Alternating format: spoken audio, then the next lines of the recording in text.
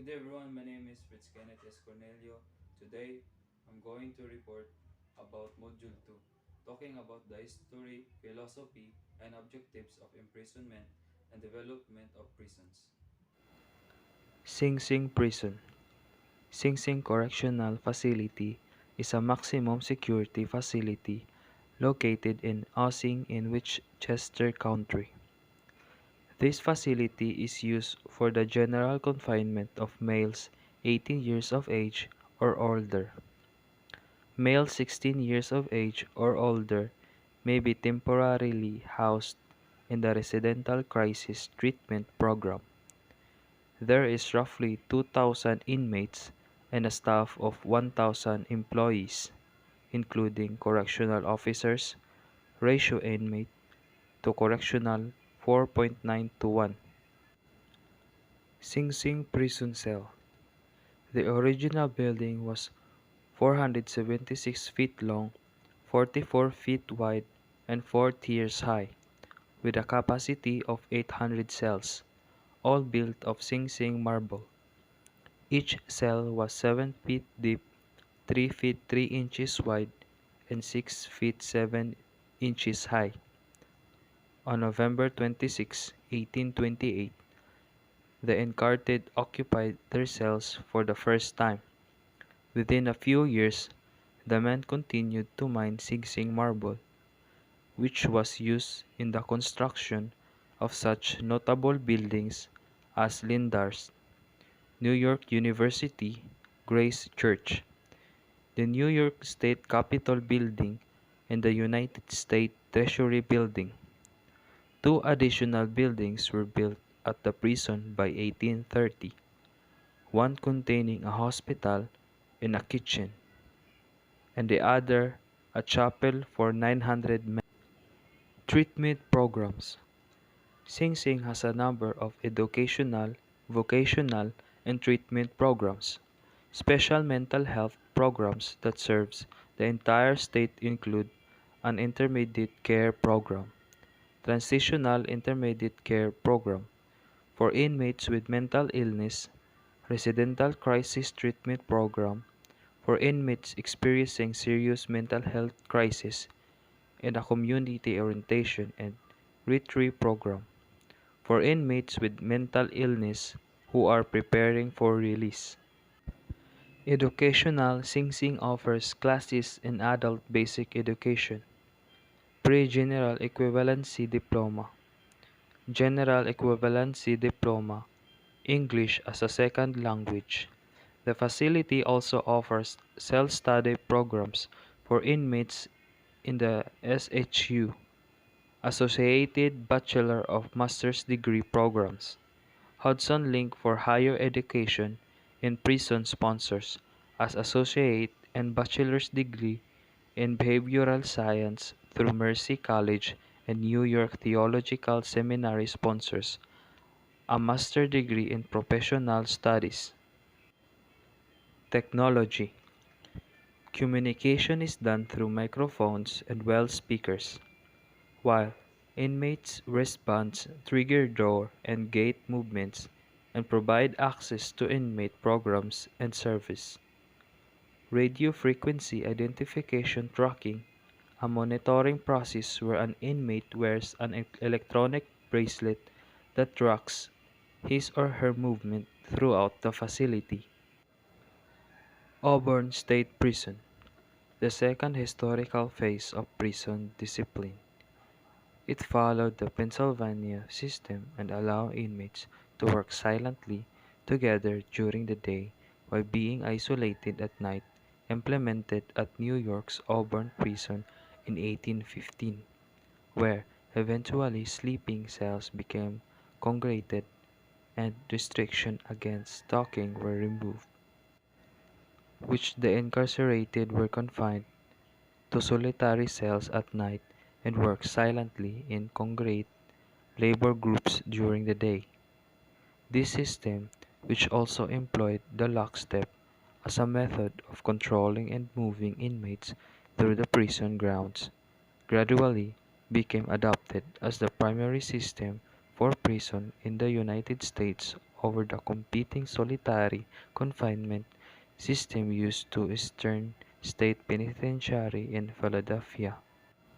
The establishment of a New York State prison at Auburn in 1816 soon led to a new prison model and regime designed to keep convicts separated and unable to communicate with each other even as they were forced to labor as a penal slaves. Industry, obedience, and silence were the guidance principle of the new system. One of its chief proponents and rulers was Elam Lynch, who served for many years as a warden of Auburn and the other prisons. By the early 1820s, the Auburn plan had resulted in the construction of tiny individual cells and workshops as well as the rigid system of enforced silence and harsh punishments. Each entering convict was assigned a prison number which served as his or her identity. Movement to and from the workshops was performed in a regimented manner, known as the lockstep, which called the prisons to march in a military-style human chain. A Boston clergyman who visited Auburn in 1826 found it a shining example of what could be accomplished where proper discipline and design, the whole wild establishment from the gate to the sewer is a specimen of neatness. He wrote, the unremitted industry, the entire subordination and subdued feelings of the convicts have probably no parallel among unequal numbers of criminals. The Reverend Louis Dwight and his associates from the Boston Prison Discipline Society pronounced Auburn a noble institution and said, "We regard it as a model worthy of the world's imitation." The institution seemed so successful that it is 1825 Linz was assigned to build a similar prison in Sing Sing. In 1831, two young French magistrates, Gustave de Beaumont and Alexis de Tocqueville, were dispatched by the government to study the new American prison system and report back on their possible application in France. Although Tocqueville was also interested in observing America's political system, which later would form the basis of his classic study Democracy in America. He visited the United States in order to examine different penal approaches. The pair wrote in on the penitentiary system in the United States and its application in France, that while society is the United States gives the example of the most expanded liberty, the prisons of the same country offer the spectacle of the most complete despotism. Prison life. During the 19th century, prisoners had no rights nor any opportunity to live semi-comfortably. The Auburn system established several characteristics that were unique to the world of disciplinary conditions. Silence was the biggest factor among rules for the prisoners. John D. Gray, a deputy warden at the Auburn prison, demanded that prisons be completely silent to take away the prisoner's sense of self. When the sense of self was taken away, many convicts obeyed the warden's wishes. The second characteristic of the Auburn system was community activities. During the regimented times, during the day, prisoners had tasks to perform, some of these including making nails, barrels, clothing, shoes and boots, carpets, bottoms, carpenter's tools, steam engines and boilers, combs, harnesses, furniture, brooms, clocks, buckets and pails, saddle trees.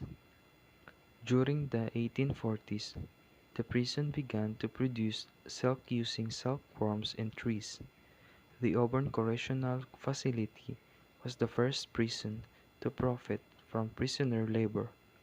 The prison had many side steers. In the 19th century, the goal of this system was to instill good work habits and ideas of industry that were supposed to be rehabilitated. Elam Lynch, in association with John D. Gray, developed a revolutionary system of transporting convicts within the prison.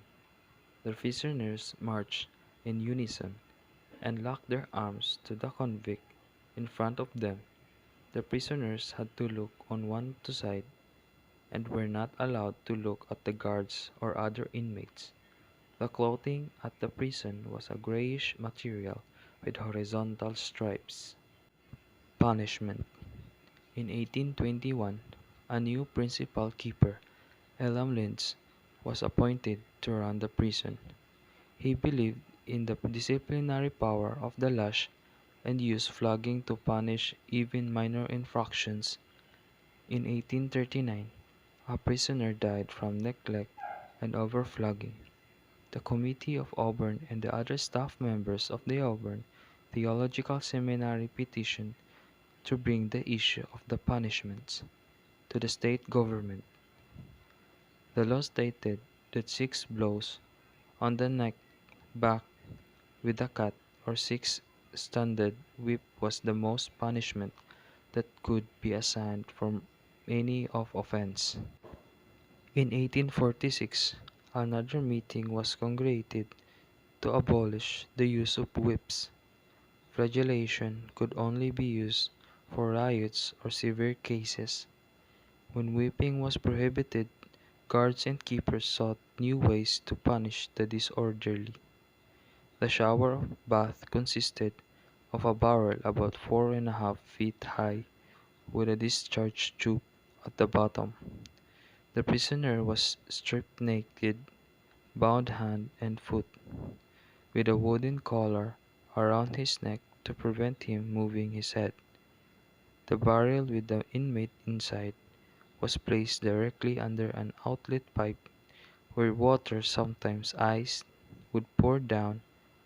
Another form of punishment was the yoke. The yoke used iron bars around the neck and arms of the prisoners. Women in the prison. In the early days of the prison, women inmates were held in the windowless attic atop the high security prison. They shared a single room and slept in the same area where they worked, primarily at picking wool, knitting, and spooling. In 1838, all women prisoners were transferred to the new female wing at Sing Sing. In 1892, the women returned to a new building at the Auburn Prison. The Auburn Women's Prison remained in operation until 1933, when a new maximum security wing for female inmates opened at Bedford Hills. Prisoners sleep in solitary cells, however, did have limited contact, nonverbal, with other prisoners. The aim of punishment is penance utilizing monastic features such as solitary cells and silent labor. Prisoners congregated together for work and meals only, no speaking allowed. A society without intercourse, as prisoners may observe each other during meals or labor. However, speaking is strictly forbidden. Prisoner labor consisted of long hours, usually performed root factory labor. Prisoners often moved from one location to another together in a quasi-military manner, in unison and in lockstep. Pennsylvania Prison System. The first historical phase of prison discipline, it involved solitary confinement in silence instead of corporal punishment, conceived by the American Quakers in 1790. and implemented at the Walnut Street Jail, first used by the Walnut Street Jail in 1790, in a form of prison management based on the principle of keeping prisoners in solitary confinement. When first introduced in the early 19th century, the objective of such a prison or penitentiary was that the patience of the prisoners, through silent reflection upon their crimes and behavior, as much as that of prison security. More commonly, however, the term separate system is used to refer to a specific type of prison architecture built to support such a system. The separate and silent system. Between 1842 and 1877, 90 prisons were built or extended, costing millions of pounds. Many new prisons were built in the mid-19th century that were secure and allowed for prisoners to have individual cells. In these prisons, two different regimes were used to try to reform prisoners. Both regimes were harsh. The separate and silent system. The separate system. The Prison Act of 1839 preferred the new prisons to adopt the separate system. In separate system, prisoners were isolated from each other, kept alone in cells for weeks, and worked on machines such as the crank. Prison chaplains would try to encourage them to live a more Christian crime-free life. The belief was that which a lot of time alone, a prisoner would reflect on his crime and be reformed. If prisoners left their cells, they were made to wear a mask and were kept silent. At exercise time, each prisoner held on a rope 4.5 meters apart from the next prisoner, so they were too far apart to talk. In silent system prisons, inmates were forced to do boring, repetitive tasks such as passing a heavy cannonball in complete silence. They slept on hard beds and ate basic food like bread and drank water. By the end of the 19th century, neither the separate or silent system were working. The suicide rate was high and there was a little evidence that criminals were actually reformed. The 1865 Prisons Act stated that prisons should be hard labor, hard fare and hard board. This shows return to the attitude of strict punishment rather than the attempts to reform prisoners through separation or silence. 5. Deployment of prisoners. Severe overcrowding. Prison overcrowding is one of the key contributing factors to poor prison conditions around the world. Overcrowding, as well as related problems such as lack of privacy, can also cause of exacerbate mental health problems and increase rates of violence, self-harm, and suicide. Pre-trial detainees. Remand prisoners as detained during criminal investigations and pending trial. Pre-trial detention is not a sanction but a measure of safeguard a criminal procedure. At one any time, as estimated 3.2 million people are behind bars awaiting trial, accounting for 30% of the total prison population worldwide. In some countries, pre-trial detainees reportedly constitute the majority of the prison population, and in some settings, even over 90% of detainees. 2. They are legally presumed innocent until proven guilty, but may be held in conditions that are worse than those for convicted prisoners, and sometimes for years on end. Pre-trial detention. undermines the chance of a fair trial and the presumption of innocence. It increases the risk of confession or statement being coerced by torture or ill treatment and lessens a suspect's possibilities of defense, particularly when the prison is poor and cannot rely on a defense counsel or support to obtain evidence in his favor. 3. Alongside the general risk of violence from guards and fellow prisoners, high rates of pretrial detention also contributes to widespread prison overcrowding, exacerbating poor prison conditions and heightening the risk of torture and ill treatment. High death tools. This handbook is one of the series of tools developed by UNODC to support countries in the implementation of the rule of law and the development of criminal justice reform. It is designed to be used by prison managers and prison staff in particular, but will also be relevant for other actors' involvement in the criminal justice system, such as policymakers, leg isolators, and members of the non-governmental organizations. It can be used in a variety of achievable immediately in some jurisdictions, particularly in post-conflict situations. The handbook provides national authorities with guidelines for any development of policies and protocols that meet international standards and good practice. Vigilant often describes the actions of single person or group of people who claim to enforce the law but lack the legal authority to do so.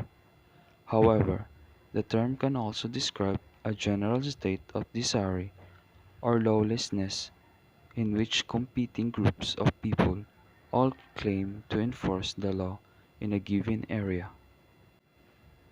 Individuals who take the law into their own hands in search of justice are commonly referred to as vigilantes. The term vigilantism dates back to the Roman times when the vigils, from the Latin root meaning awake or observant, would be on the constant lookout for fires and other threats such as burglars and runaway slaves, while single individuals can resort to vigilante tactics. Vigilantism can also include groups of people joined together by a common belief that existing systems and procedures can no longer provide justice. These groups want to re-establish public order through vigilance, and they can sometimes develop into informal secret police forces. On a philosophical level, vigilantism represents morally sanctimonious behavior aimed in rectifying or remedying a structural flaw in society.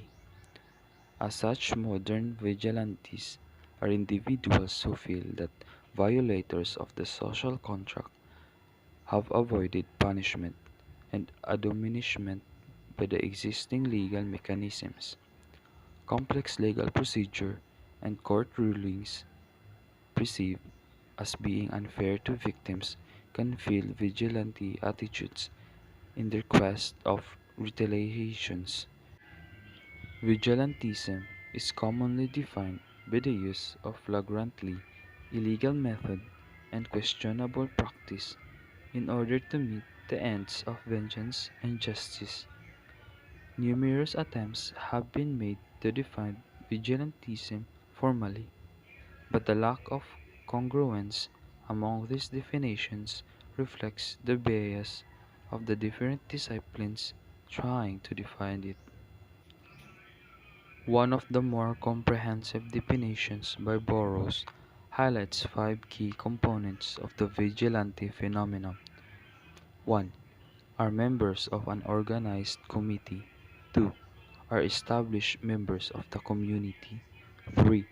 Proceed for an infinite time and with definite goals.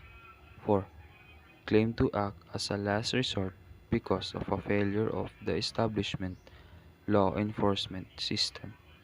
And the last one is claimed to work for the preservation and betterment of the existing system. Corruption, the abuse of entrusted power for private gain, offering and receiving bribes. Extortion, doing favors in return for campaign contributions. Nepotism, embezzlement are all examples of corruption. Environmental crime, acts that inflict serious harm on the environment and its human and non-human occupants. Corruption main points. Corruption undermines the ability of law enforcement and judicial system to enforce laws related to environmental protection and resource use. Environmental crime are often a low priority for law enforcement factors, facing a range of pressures and may be seen as victimless crime. Due to corruption, law enforcement-based approaches to conservation and natural resource management can have unpredictable or unintended consequences such as biased enforcement of laws, emphasis on low level rather than high level offenses, and effective crime suppression efforts. Practitioners should carefully assess the risk and potential impact of corruption on expected outcomes. Many natural resource corruption cases straddle national borders, so practitioners should be aware of options based on extraterritorial legislation. Corruption actions often overlap with environmental crimes, and even more often corruption acts as a door opener for environmental crime. Here are some examples of corruption linked to environmental crime. Bribes or favors to influence how timber concessions, fisheries codes, or hunting licenses are awarded and or monitored. Bribery to buy environmental impact study outcomes. Collusion with forest or wildlife rangers in carrying out environmental crimes. Bribes or favors to facilitate domestic or international transport of legal or illegal sourced wildlife, forest or marine products. Bribing for a favorable verdict or other manipulation of court processes. Using illicit means to launder the proceeds of environmental crimes and related corruption. Corruption is also used as a tool to influence border natural resource governance policies. For example, allowing serious environmental harms to become legally sanctioned acts. Examples include elite collusion in the negotiation of bilateral access agreements for marine fisheries, officials with conflicts of interest who set forest, wildlife, or fisheries sector strategies to benefit themselves, political favors and contribution in influence industrial or infrastructure projects that involve serious environmental harms. Forms of punishment. Capital punishment, also known as the death penalty, is the legal taking of life of a criminal. The law allows for the death of the offender as punishment for the crimes committed. It is one of the most severe forms of the punishment as it involves taking the life of an individual. The objectives of capital punishment are retribution, as the life of the offender is taken as vengeance for the life of victim. Deterrence, as other potential offenders will fear death as a punishment, and incapacitation, as the offender will be permanently removed from society. Imprisonment is the restraint of confinement of an offender liberty as punishment for committing a crime. It could be for a few hours or for life. The court usually determines the length of imprisonment based on the crime committed. It also looks at any maximum or minimum terms set out under the respective law criminalizing the action. The main objective of imprisonment is decapitation. However, prison sentences are often meted out to serve other objectives. These include deterrence of the offender from recidivism. Imprisonment also serves as the deterrence for other potential offenders. Judicial corporal punishment is the purposeful infliction of physical pain on the offender. The rationale for corporal punishment is the intense pain will fill the offender with a desire to avoid pain in the future and provide him with the immediate opportunity to change his behavior and join law-abiding society. Many countries have abolished judicial corporal punishment. Fines.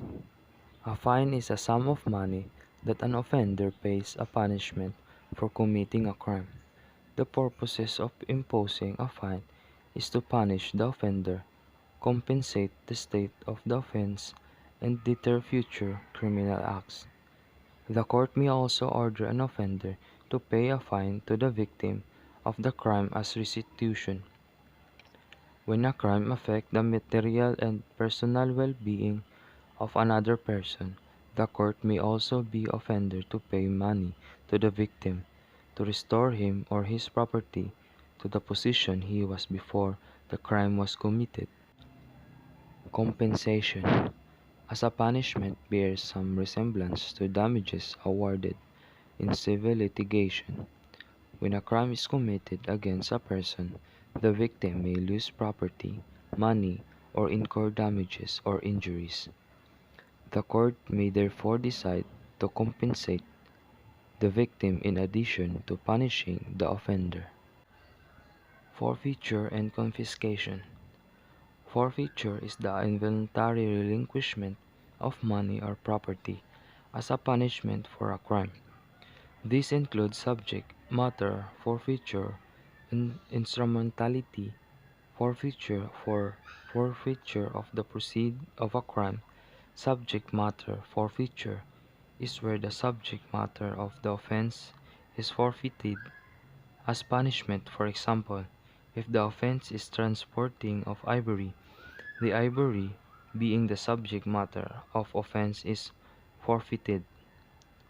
Instrumentality forfeiture is where an item used to commit the crime is forfeited. Therefore, in the example where the crime is transporting ivory, the vehicle used to transport the ivory is an instrument used to commit the offense, and its forfeiture of proceed of crime means that any income of offender might have got out of commission of the crime is forfeited. There is also asset forfeiture which goes beyond instrumentality and proceeds of crime forfeiture, as assets of the offender which may not be directly linked to the specific crime are forfeited as they are deemed to have acquired as a result of this criminal activity. Cost. This is a punishment where the court orders the offender to pay for the cost of criminal proceedings. The court may order the offender to pay the costs that the victim and/or witnesses incurred in traveling to and from trial venue or any other costs associated with the trial. Security to keep peace, security for good behavior. Once the court convicts an offender, it may require the offender to execute a bond that the offender will maintain a certain conduct for a specific period of time. The offender may be subject to additional penalties if he breaks the condition of the bond. Probation. A court may order an offender to serve a term of probation, during which time the offender must meet certain conditions, including reporting to a probation officer, remaining crime-free, or attending treatment. The court can impose probation as an alternative to jail term or after the offender has served a portion of a jail sentence. Failure to follow. the conditions of probation can result in the offender serving jail term. Community service. In the case of community service, offender does some paid or unpaid work which is beneficial to the community.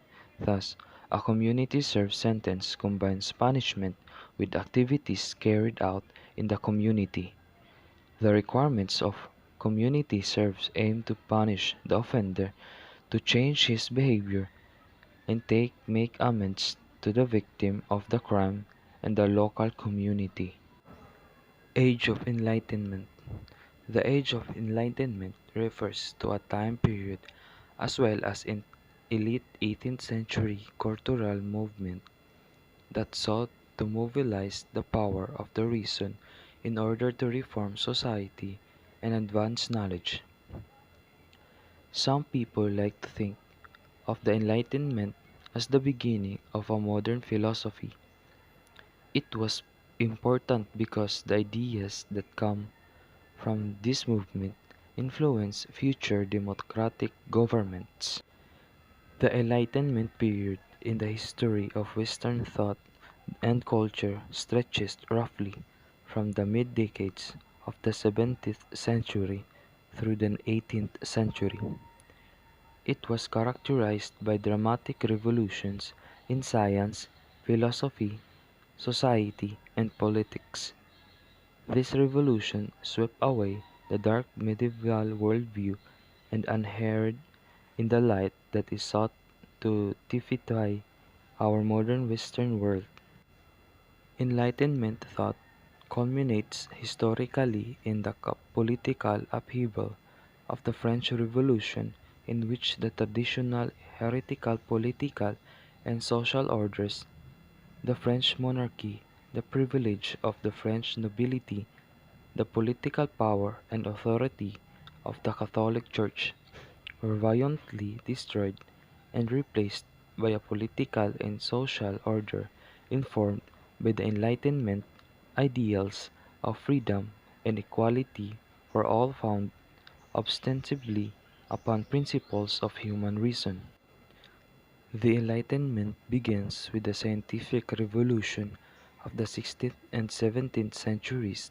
The rise of the new science progressively worked to undermine not only the ancient geometric conception of the cosmos and with it the entire set of presuppositions that serve to constrain as well as guide philosophical inquiry.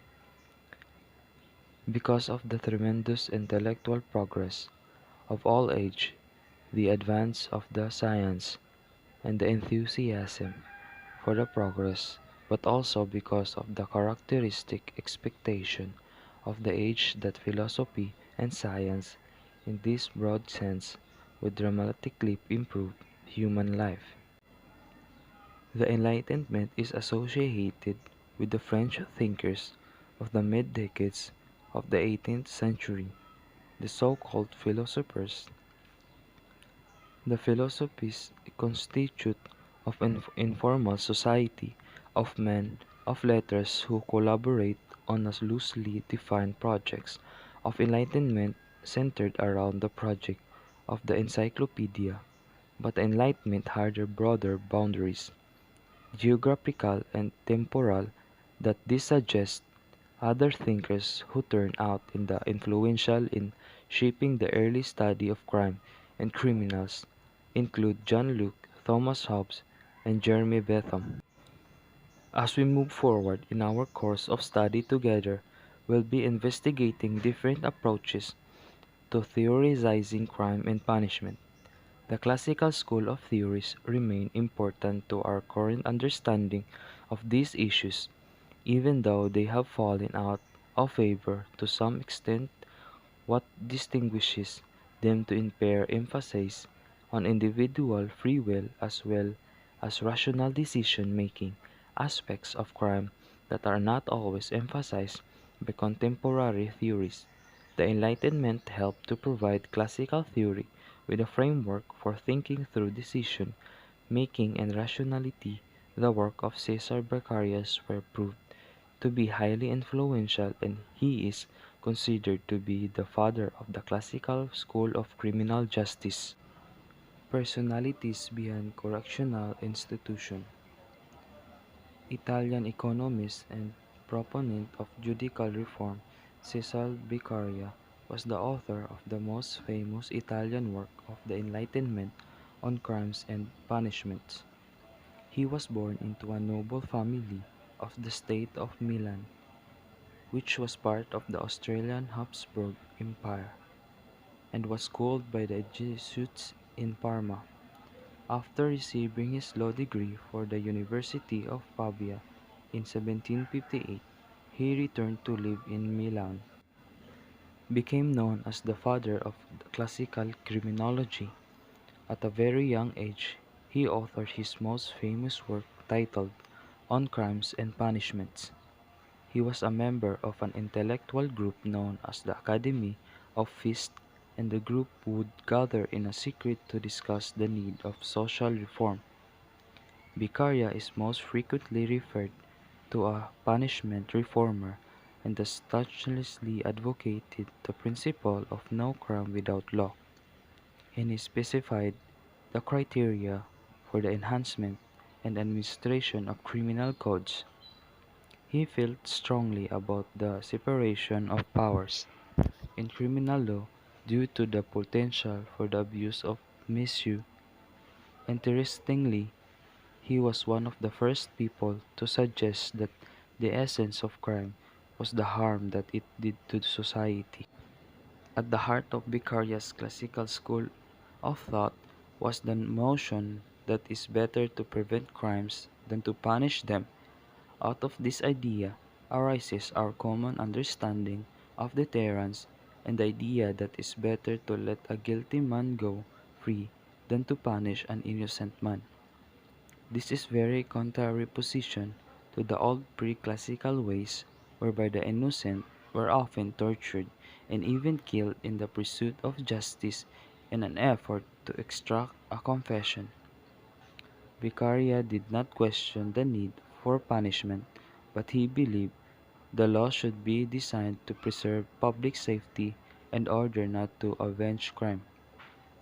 To ensure a rational and fair penal structure, punishment for specific crime must be decreed by written criminal codes, and the directionary powers of judges severely curtailed. Cesar Beccaria's ideas eventually preceded the development of criminology as an academic discipline.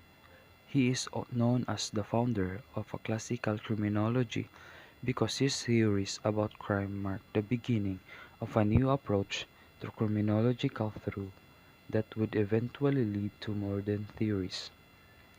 Beccaria was an Italian nobleman and jurist who was dissatisfied with the justice system of his time and attempted to bring about change. During the 70s, the Italian criminal justice system was a barbaric system that led toward extreme punishments and questionable justice. Laws were unwritten, arbitrary, and unfairly applied. The situation was made worse by unschooled judges whose decisions were often arbitrary and based to a large degree on the social class of the accused. The penalties handed out by the court consisted of corporal and capital punishments that were considered a source of public entertainment. Defendants had no right, there was no due process, and torture was regarded as an effective integration method. Examination of a swell's witch. Beccaria composed a single volume addressing his concern about the criminal justice system in Italy in 1764 and translated into English in 1768 under the title of Crimes and Punishment. In 1771, he was appointed Councillor of State and Magistrate.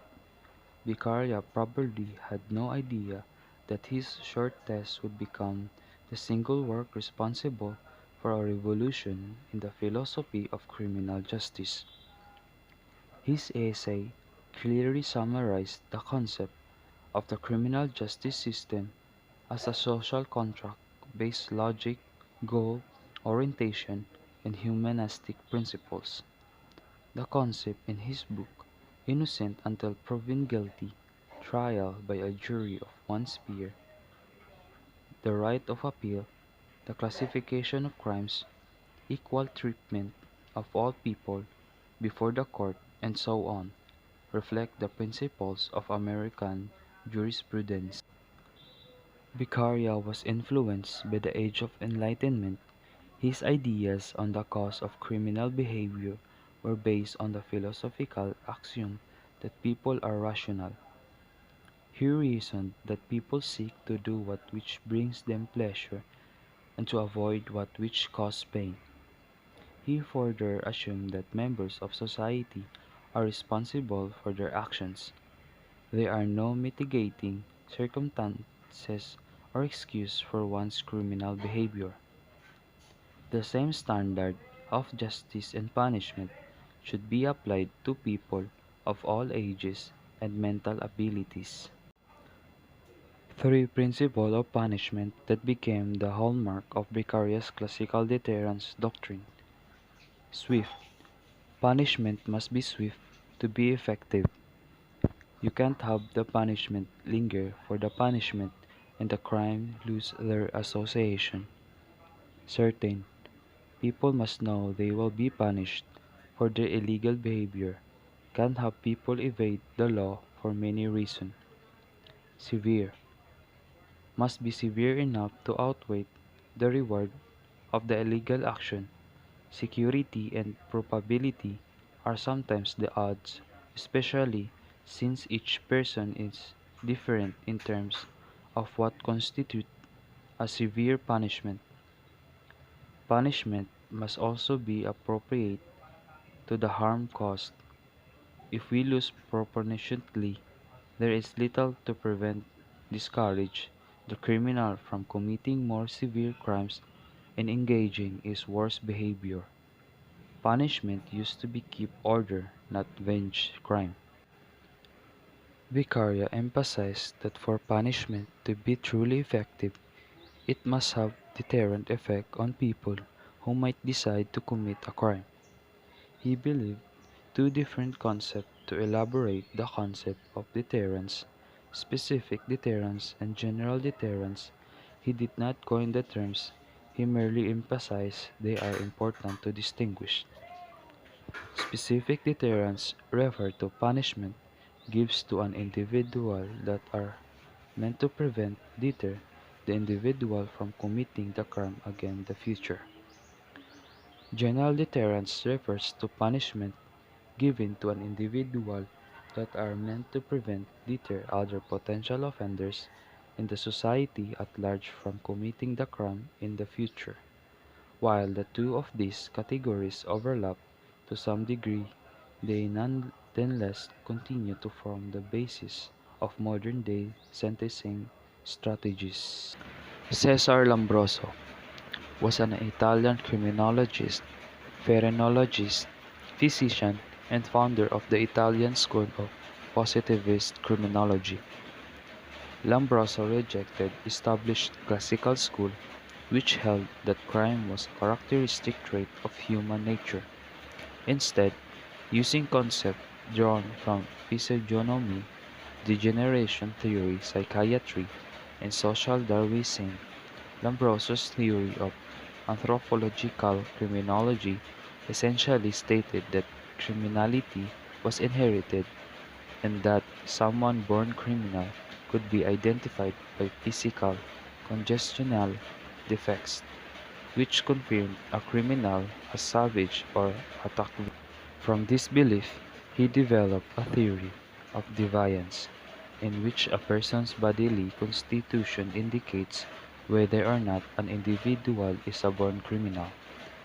These born criminal are a throwback to an earlier stage of human evolution with the physical makeup, mental capabilities, and instincts of a primate man. In developing this theory, Cesare Lombroso observed the physical characteristics of Italian prisoners and compared them to those of Italian soldiers. Characteristics of criminal. Cesar Lombroso concluded that the criminals were physically different. In 1876, Lombroso suggested that 40% of criminals were born criminals, and it was possible to identify them from their skull and the facial features. He collected the physical measurements of criminals and non-criminals and conducted post-mortem examinations, concluding that criminals differed from non-criminals in their appearance.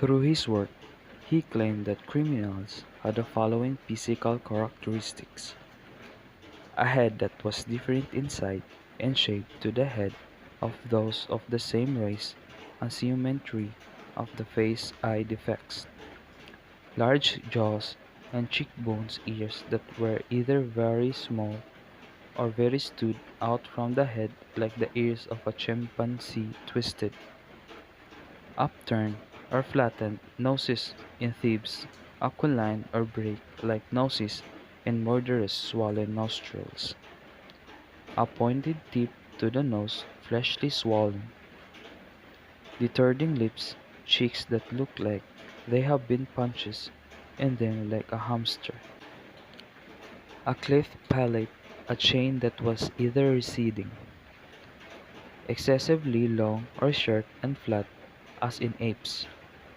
abnormal teeth, lots of wrinkles hair that was more like the hair of an opposite sex, criminals that has excessively long arms.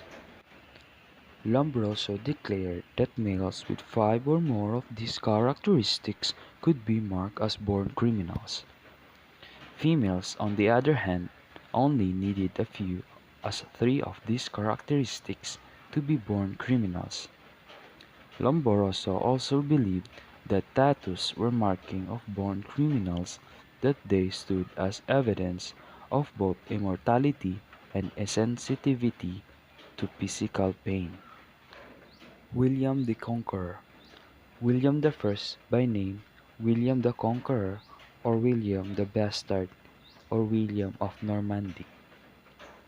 Duke of Normandy, one of the greatest soldiers and rulers of the Middle Ages.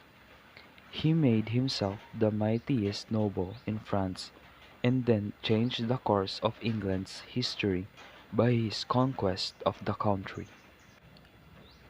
William the Conqueror was born in 1028. William the Conqueror was born in 128 in Normandy, west of nowadays France. He became Duke of Normandy after his father and a few other dukes died, and he was the last in line. King Henry, who William was good friends with, sent him to England to go and conquer the country. Because the King of England had outraged King Henry, William soon became King of England after killing King Harold at the Battle of Hastings in 166. He also became known as the greatest warrior of his time. William the Conqueror changed the barbaric ways of the English to be a better, fancier society. He put lords rulers to enforce the French way of society. He killed many of the people who rebelled against him, and therefore people feared with him with respect. He made them speak French, and only later did the English language started to be spoken again. William enforced law, and other of these law were broken, and people who committed the crime would be punished. William improved the way castles were built and how they were defended. Some of the main laws of William: only on God will be worshipped throughout the whole of England, and there will be only one faith. This will preserve peace between English and the Normans. All freemen will swear on oath that they will be loyal to the king. All freemen will swear to defend William against all of his enemies. All those men who came to England with William in 166 and after shall be guaranteed their safety. If any of these men are killed, his murderer must be caught within 5 days if possible. His lord is responsible for this. If that lord fails to do this, that lord must pay me 46 marks of silver. If he cannot afford to pay this fine, those who live under his control must pay up to total of 46 marks of silver. All Frenchmen who shared in the custom of the English when Edward the Confessor was king shall pay what is called scot and blood. No live cattle can be sold outside the cities. When cattle is sold in cities, there must be 3 witnesses to the sale. If this law is ignored, the person responsible shall be fined the same sum of money as was made in the sale. All the laws regarding land ownership introduced under Edward the Confessor shall be kept alongside those land laws William has introduced. No man is allowed to sell another man. Anyone breaking this law will pay a fine to the king. No one shall be executed for crimes they have been committed, but if they are guilty of a crime, they will be blinded and castrated. This law is not to be challenged. William had a very strong army composition.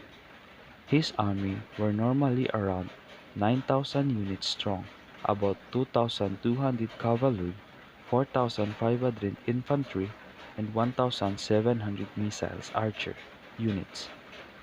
They used chain mail because it was light and durable. The archer would pelt arrows at the enemies, while the cavalry and infantry marched to the enemy's front line to battle hand in hand. Sometimes William would fake his death so the enemies think they have the upper hand, because William's enemies will think they have lost their commander. Enrico Ferri was an Italian criminologist, socialist, and a student of Cesare Lombroso. Ferri investigated social and economic aspects. He served as editor of the socialist daily Avanti. In 1884, he saw his book Criminal Society. Ferri was born in Lombardy in 1856 and worked first as a lecturer and later as a professor of criminal law, having spent time as a student of Cesare Lombroso. While Lombroso reached anthropological criminology, Ferri focused more on social and economic influence on the criminal and crime rates. He was the best-known Lombroso's associate. His greatest contribution was his attack on the classical doctrine of free will, which argued that criminals should be held morally responsible for their crimes because they must have made a rational decision to commit the crime. Ferri's theory developed the theory of C. Lombroso and belonged to the criminal sociology school. He believed that the reason of crime is not completely determined by the individual's biological genes, but the result of the combination of physiological genes, natural conditions, and social environment. Clifford Shaw was an American sociologist and criminologist. He was a major figure in Chicago's School of Sociology during the 1930s and 1940s and is considered to be one of the most influential figures in American criminology.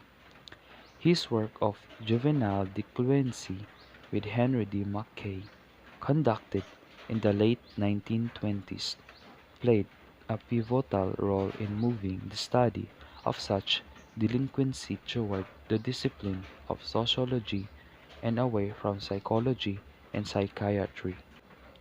Shaw's theory. The social disorganization theory was developed by two sociologists, Clifford Shaw and Henry McKay, who were connected to the Chicago School of Criminology. Due to the social conflicts afflicting Chicago, Shaw and Mackay examined predominant rates of crime and delinquency. Creators theorized and disorganized communities are affected by poverty in which crime rates and neighborhood ecological characteristics are directly related.